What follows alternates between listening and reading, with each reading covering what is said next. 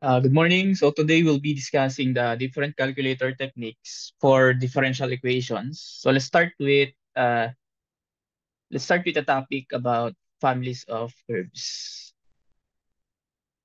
Okay, so if families of curves basically are equations that have different or multiple arbitrary constants or pwedeng isa lang, no, that is associated with different values. So for example, dito we have x minus c quantity squared plus y minus c quantity squared equal to 2c squared. So meron tayo ditong arbitrary constant which is represented by c that can have multiple values. So itong equation na to, this represents a set of circles with their centers lie on the line y equal to x that passes through the origin of the Cartesian plane. So another example ng families of curves halimbawa is itong equation na to. Circle din.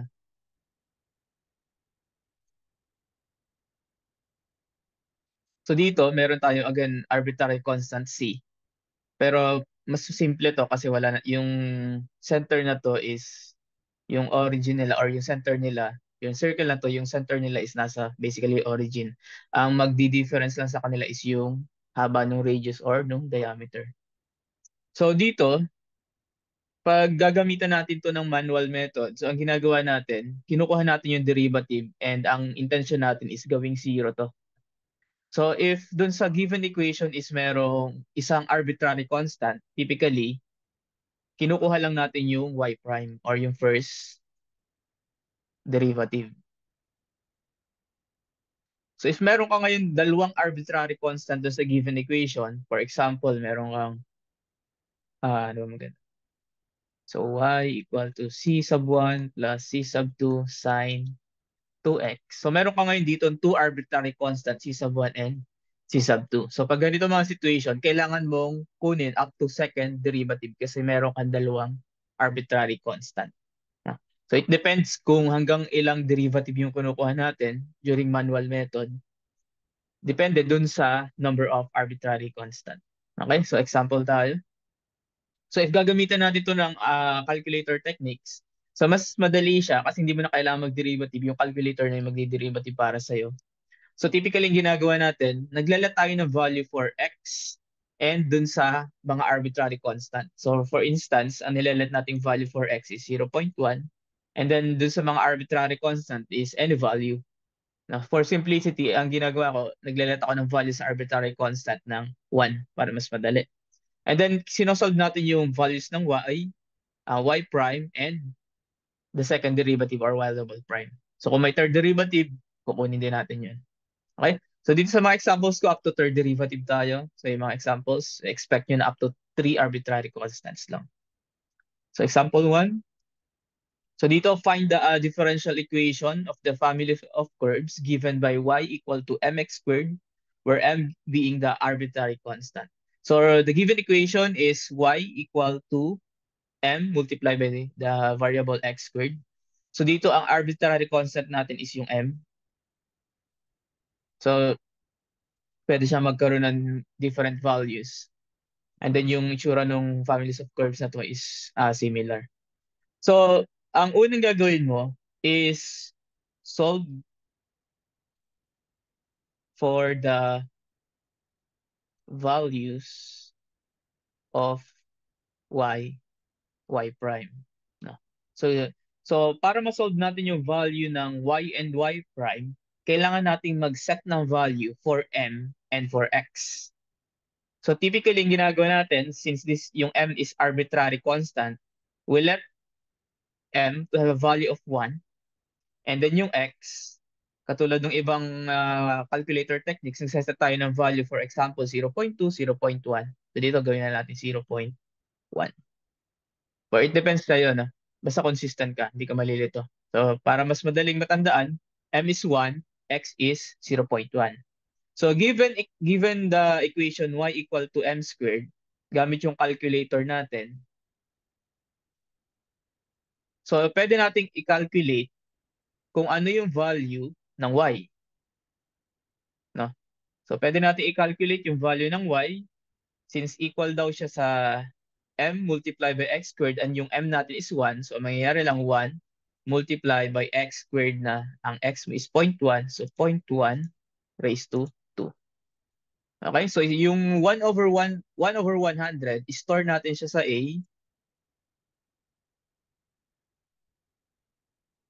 So, yan yung magre-represent dun sa y. Oops. So, basically, yung y, yung value niya is naka-store sa variable a ng calcu. Then yung y prime, pwede natin siyang ma-solve by getting the first derivative of the given function. So shift, and then type mo lang yung given equation, mx squared. Since yung m is 1, so kahit hindi na natin ilagay, no? Ang ilagay na lang natin is alpha x raised to 2. So yung m, di ko na itatype since ang value ng m is 1. And then for values of x equal to, same nung kanina, 0.1. Press equal, so may makukuha tayong value dito, 1/5. So, store natin yung y prime sa b. Okay? So, yung y prime, naka-store sa b. Okay. So, ang susunod na gagawin mo, i-divide natin yung choices. Kailangan kasi nating makita kung alin doon sa choices yung mag-i-equal sa 1 pag inequate mo siya sa 1. So, for example, itong burin ko na yung mga sinulat ko. For example, yung letter A. Yung letter A is equal to y prime equal to x squared y. So, pwede natin siya express as y prime divided by x squared y equal to 1. So, using yung mga values na nakuha natin, di ba yung y prime is naka-store to sa variable A, variable B. Yung y naka-store sa variable A. And then yung x, sinet natin to as 0.1. No? So, i-calculate natin tong letter A, yung y prime over x squared multiplied by y, using these values, itong nasa taas, using these values. And then, if nag-equal yan sa 1, so yun yung sagot. So, ganun din yung gagawin natin doon sa BCD. So, yung B, gagawin mong y over 2xy prime, equal yan sa 1. So, C, 2y divided by x squared multiplied by y prime plus 1. So, equal yan sa 1. And then yung D, that is 2y divided by xy prime equal to 1. So, kung alin dito, yung mag-i-equal sa 1, yun yung tamang sagot. Using the three values na naka-store sa B for y prime, y is for A, and then x equal to 0.1. So, balik tayo sa calculator natin.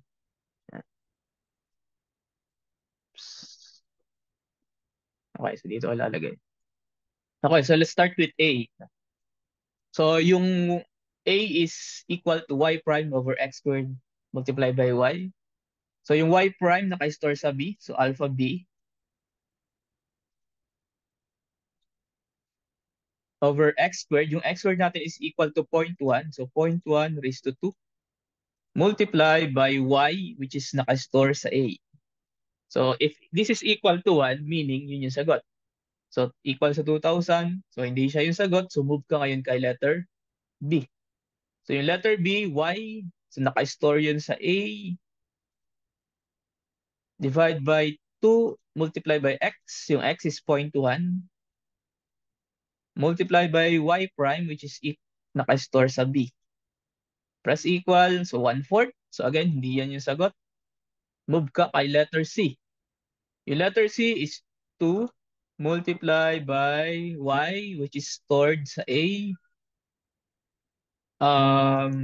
over x squared. So, x squared is 0.1.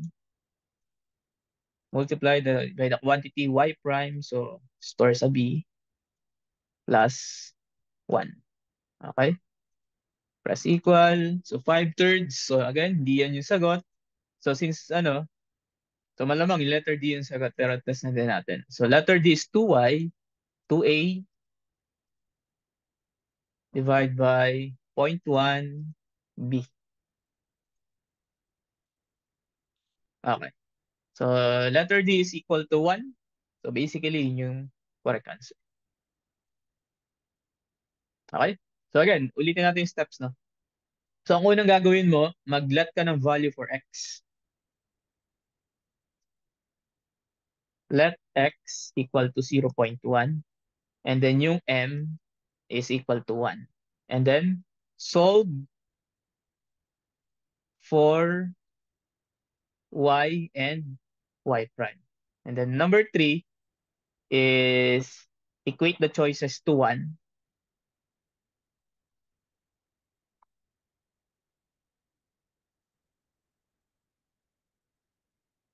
Equate the choices to 1. And then based from that, using your calculator, and then yung mga values na nakuha mo sa step 2, and yung nilet mo na values sa step 1, ika-calculate mo kung alin sa choices yung mag-i-equal sa 1. Kung alin yung mag-i-equal sa 1, so that will be your answer. Okay? Another example tayo. Okay, number 2. Okay, so for number 2, given tayo dito ng equation that have two arbitrary constant, which is represented by c sub 1 and c sub 2. Okay, so first step, mag-let ka ng value for x. Again, pwede natin gamitin. X is 0.1. And then yung c sub 1, pwede natin gawin equal sa 1. Yung c sub 2, gawin na rin natin equal sa 1 kasi pwede naman sila magkaroon ng kahit anong value. Or kung gusto mo, magkaibang value, okay lang din. As long as consistent ka pagdating dun sa ano. Okay, so next, solve for y. Okay, so dito, meron kang dalawang arbitrary constant. So basically, kailangan mo i-calculate up to second derivative. So pwede natin muna i-solve si y, and then i-store natin to sa a, and then yung y prime, i-store natin siya sa b, y double prime, i-store natin sa c. Okay, so using our calculator,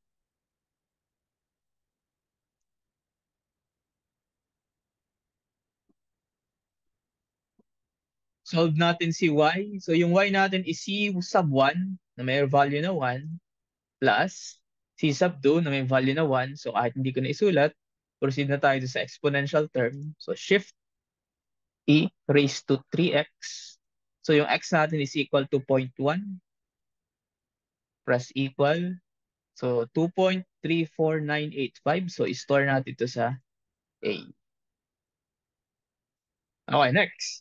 Solve for the first derivative. So shift derivative 1 plus. So kahit hindi ko na ulit ilagay yung c sub 2 kasi 1 lang siya. Shift e raised to 3x.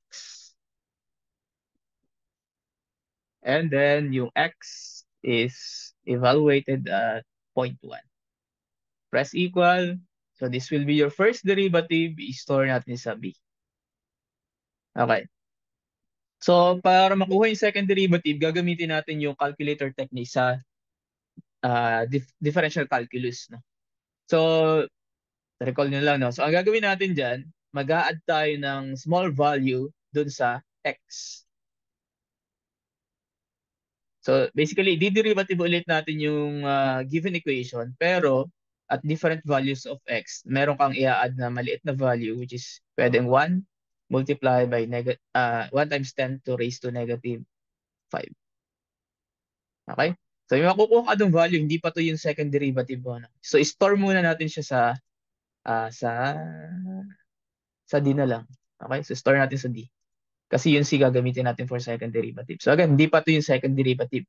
And then gagamitin natin yung formula na for second derivative, y prime sub 2 minus y prime sub 1 divide by change in x. So yung y prime sub 1, ito yung first derivative. Yung y sub 2 prime, ito yung nakuha mong pangalawa na in-store natin sa letter D. And then yung change in x, yun yung inadd mo na 1 multiplied by 1 times 10 to the negative 5. No? So basically, yung y2 yun yung nakastore sa D minus yung y prime yun yung first derivative na nakastore sa B divide by 1 times 10 to the negative 5. Okay, so balik tayo sa calcu. So gagawin lang natin yan. Baba ko lang to.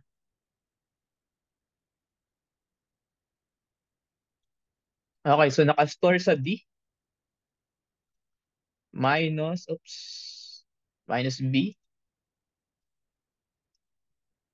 divide by 1 times 10 to the negative 5. Okay, so this will be your second derivative store sa C. Okay. Next. So, kompleto na tayo na. Meron na tayong y prime, meron na tayong y, meron na tayong second derivative. So, pwede na natin gamitin yung choices para ma-determine kung alin yung tamang sagot. So, ang gagawin lang natin, katulad ng ginawa natin kanina, equate natin siya sa 1. Okay? So, or pwede rin naman idiretso mo na, i-plug mo yung mga values na na-calculate natin dito sa given equation. So, yung mga nakuha natin values, itong mga to, yung x, y prime, and y double prime, i-substitute mo dito at dito. Kung mag-i-equate yun sa 0 or close to 0, ibig sabihin yun yung sagot. No? So, pwedeng yun yung gawin mo. Pwede rin na katulad nung kanina, yung a, gawin natin siyang, para maging equal yan sa 1, y double prime divide by negative 3, y prime equal to 1. Okay? Pwede rin ito, no? Or pwedeng yung sinasabi ko, yung letter B, so y double prime divide by negative y prime equal to 1. Yung C, y double prime divide by 3y prime equal to 1. And then yung D, y double prime divide by 2y prime equal to 1. Okay? So, pwede nating try muna yung katulad ng kaninang ginawa natin. Okay? So, check natin kung alin yung i-equal dyan sa 1. So, let's start with letter A. So, yung second derivative nakastore sa C. So, alpha C divide by negative 3 alpha B. Okay, so negative 1.0001458. So, ang gusto natin 1.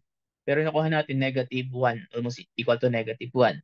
So, malamang, yung pag multiply natin to na negative, yun yung dapat sagot. And pag tinignan natin yung choices, yung A, itong A, and yung C, negative lang nung C yung A or negative ng A yung C. No? Since ang nakuha natin dito is approximately negative 1. So basically, pag ni-negative mo yan, ito mag-i-equal to malamang sa positive 1. So kahit hindi mo na isolve yung B, D, i-try mo yung C, magwawa na yan. So yun yung tamang sagot. So takita ko rin. So kahit hindi mo na isolve yung B, proceed ka na agad dun sa C. Kasi yung C mo, wala lang siya negative dito. Okay, so makuha mo 1.001458. Approximately equal na yan sa 1. So basically, yun yung tamang sagot. Okay? So letter C, y double prime minus 3y prime equal to 0. So katulad yung binabanggit ko kanina, pwede rin yung ganitong step. Burahin ko to.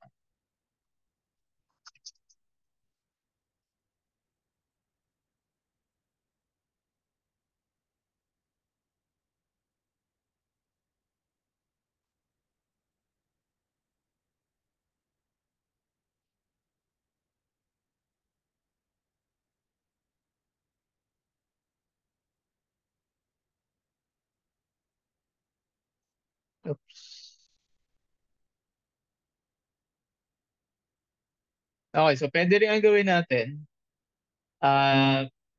Itong mga choices, i-substitute mo yung values. Kung alin yung mag-approximately equal to 0, so yun yung tamang sagot kasi naka-equate siya sa 0 yan. So let's try letter A.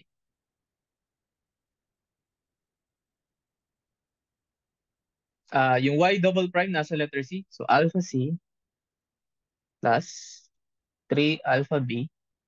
So yung alpha B is yung y prime. So dapat mag-i-equal to 0 kung siya yung sagot. So pag tinek natin to, 24.297, so malayo sa 0. So basically, hindi yan. Proceed ka din sa B. Yung B natin is alpha C plus alpha B. Okay, so 16.1984. Again, di yan sagot. So try natin yung letter C.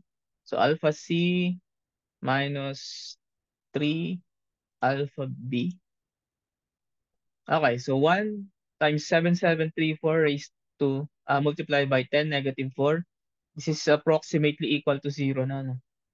Kasi ang nakuha mo dito is 0.000174 something.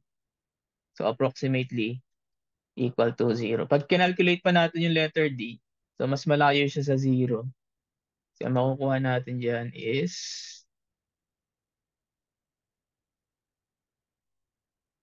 yan, 4.04. So again, ang pinakamalapit sa 0 yung letter C. So yun yung tamang sagot. Okay, so may dalo kang option kung paano mo i-evaluate yung choices. Pwedeng, katulad ng ginawa natin kanina, so inequate mo siya sa 1, or pwedeng as is na. Since lahat ito naka-equate sa 0, o alin yung mag-equal sa 0, or close to 0, that will be your answer. Okay, next. Okay. So, almost similar dun sa number 2, except dito, trigonometric function. So, pag may trigonometric function, so typically, mas maganda naka-radian yung calcu. Pa-radian ba ako? So, hindi. So, i-radian ko lang to. Okay? So, same concept, no? Same steps. Mag-let tayo ulit ng value kay C1, equate na rin natin to sa C2. And then yung X is 0.1.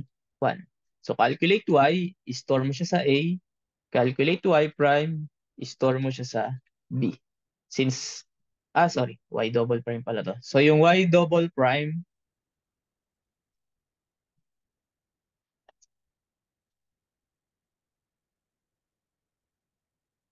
yan. So yung Y prime is store sa B.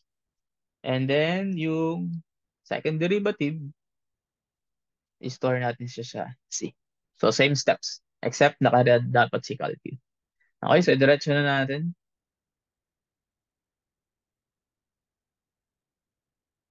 Okay, so let's start with y. Calculate natin si y. So we have sine 2x. Sine 2x plus cosine 2x.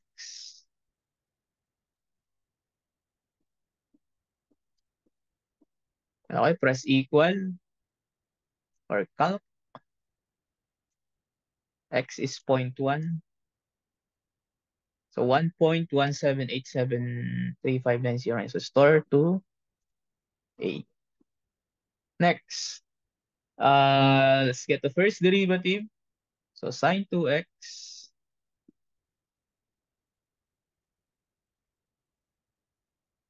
plus cosine 2x. So if x is 0.1.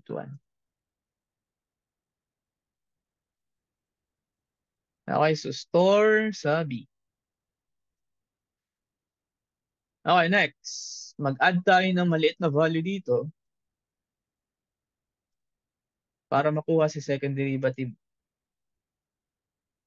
Okay, so hindi pa to yung second derivative, kaya i-store natin siya sa letter D. So para makuha yung second derivative, katulad ng ginawa natin kanina, so yung in-store sa letter D, mamaminusan natin ng first derivative na naka-store sa letter B. Then divide natin ng change in x, which is yung in-add natin na 1 times 10 to the negative 5.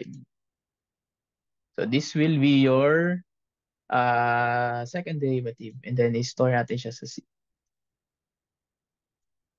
Okay? Okay, next. Once na i-store mo na yung sa C, pwede ulit nating, since hindi magkakatulad yung naka-equate dito, no? Yung A and D naka-equate sa 0, yung B naka-equate sa Y prime, yung C naka-equate sa sin X. So, mas maganda, i-divide na lang natin ulit ito sa, or equate natin siya sa 1 para tulad-tulad. Kung alin yung magwa 1, so yun yung sagot. Para hindi ka malito. Okay, so, yung letter A, that will be, so idadiretso ko na, no? So, yung second derivative, naka-store yun sa C. So, divide by negative 4y. So, negative 4, and then yung y naka-store sa A. Okay, so nakuha na agad-agad natin yung sagot. So, 1 na agad. Okay, so that will be your answer, letter A. So, try din natin yung B. So, yung B, that will be uh, second derivative plus A divided by first derivative. Okay, negative 2.26. So, hindi yan yung sagot. So, again, alam natin yung sagot A yan. So, check lang natin ulit. So, second derivative, that's stored in C plus 4xy. So, yung x is 0.1. And then, divide by sine x. So, sine 0.1. Okay, negative 42. Di yan yung sagot. Then last one is 0.1 c. Kasi yung second derivative divide by negative y. So negative a. Oops.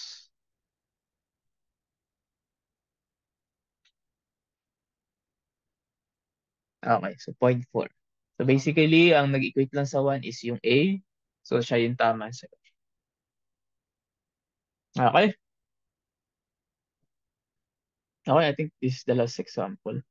Okay, so for the last example sa families of curves, so dito meron tayong tatlong arbitrary constant. So C1, C2, and C3. So again, pwede ulit natin siya ilat sa 1 for simplicity. And then yung x, ilat ulit natin siya sa 0.1. Okay, so x, 0.1, C1 equal to C2 equal to C3, which is equal to 1. So yung y, i-store natin sa A. Yung y prime, i-store natin sa B. Since tatlo yung arbitrary constant, kailangan mo up to third derivative. So yung second derivative, i-store natin sa C. Yung third derivative, i-store natin sa D. Okay? So again, gagamitin naman natin ulit dito yung calculator techniques for third derivative sa differential calculus. Which is yung third derivative is equal to y3 prime minus y sub 2 prime divided by change in x minus y2 prime minus y1 prime divided by change in x all over change in x. Okay? So basically, mag-a-add tayo ng multiple change in x or dalawang beses ka mag-a-add ng 1 times 10 to the negative 5. Okay.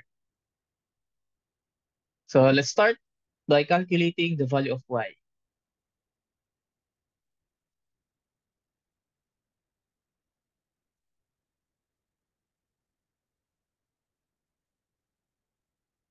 Okay, so yung y is c sub 1.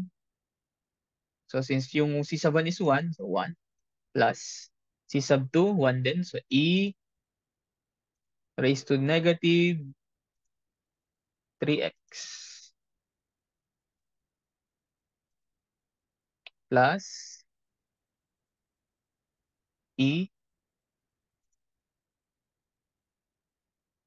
raised to x over 2.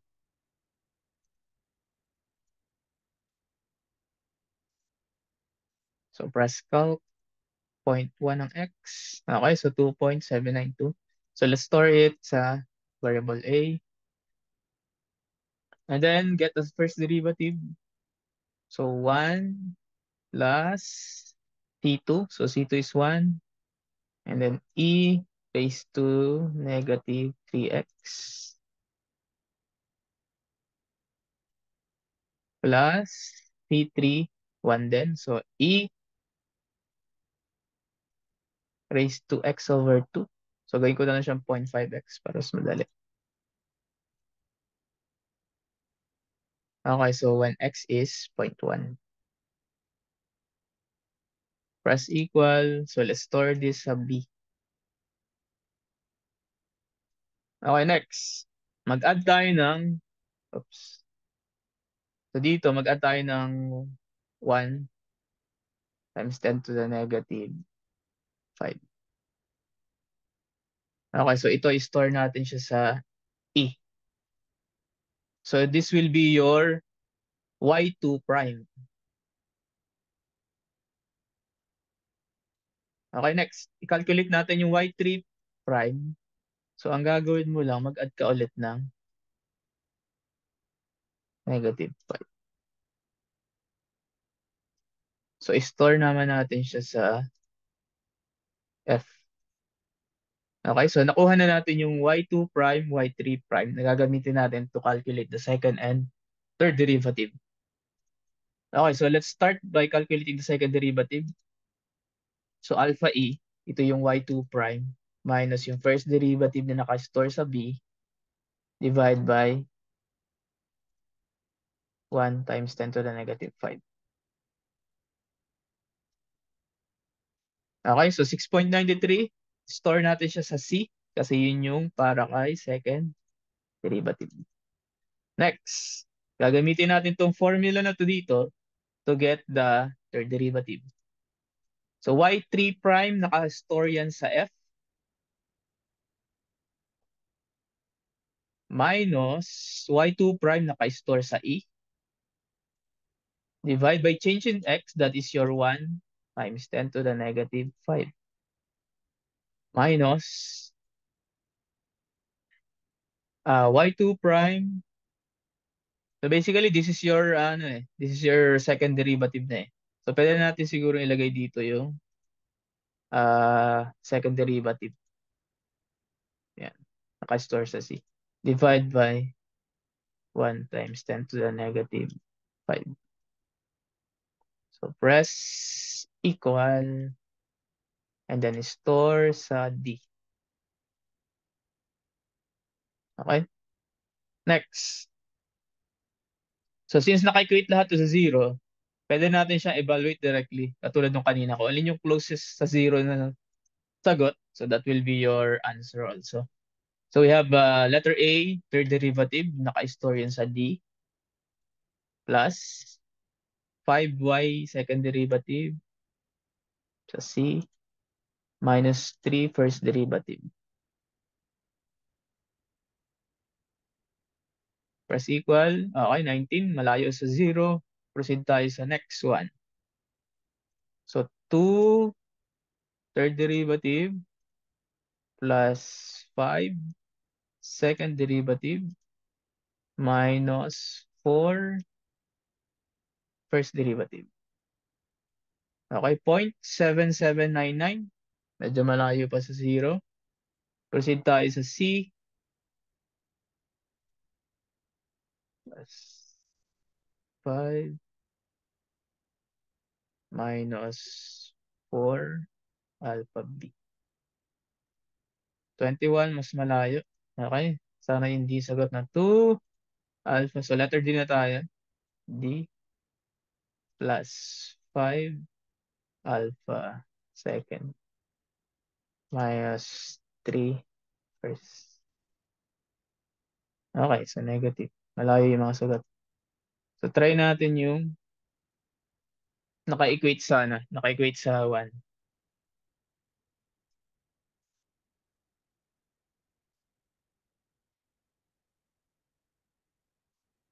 So third derivative